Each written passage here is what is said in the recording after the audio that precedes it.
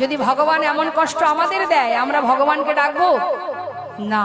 ডাকবো না। এত কষ্ট দিয়েছো, তোমাকে আর ডাকবো না। এটাই ভক্তের লক্ষণ।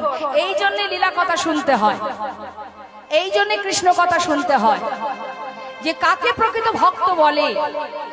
সুদামার জীবনে এত কষ্ট, জেনে রাখবেন ভগবান যদি কখনো কষ্ট দেয় কাউকে, নিশ্চয় তার পিছনে কোনো না কোনো পরিকল্পনা ভগবানের থাকে।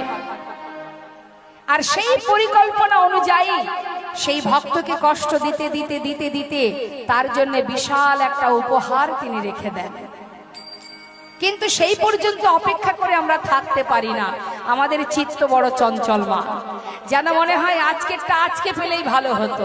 তা তো হবে না বাবা, সবকিছুর সময় দরকার। এবার কি হলো মা? সুদামা প্রতিদিন ভিক্ষা করে, আর কোন রকমের সংসার চলে। দেখতে দেখতে তার পিতার বলতে যা বিষয় সম্পদ ছিল সব একটু একটু করে শেষ হয়ে গেল। অবশেষে নিজের সন্তান, নিজের স্ত্রী, তাদেরকে নিয়ে এসে পৌঁছালো গাছতলায়। একটা গাছের তলায় জীবন কাটে, ঝড় বৃষ্টি মাথার উপর দিয়ে যায়। একবার অনুভব করুন, এগুলো অনুভব করতে হবে। পরিবার নিয়ে গাছতলাতে দিন কাটছে তার, তথাপিও মুখে নিঃশ্বাসে প্রশ্বাসে বাবা কৃষ্ণ কৃষ্ণ কৃষ্ণ।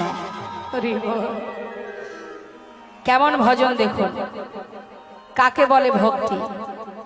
একদিন তার স্ত্রী সুশীলা বললেন, স্বামী তোমার কাছে আজ আমি একটা কথা বলবো। তুমি যার নাম সদা সর্বদাই জপ করো, আমার মনে হয় তুমি জগতের সবকিছুর চেয়ে ওই যে নামটা যার করো তাকে বেশি ভালোবাসো। আচ্ছা স্বামী, শুনেছি তোমার বন্ধু নাকি মস্ত বড় রাজা, আবার এও শুনেছি সে নাকি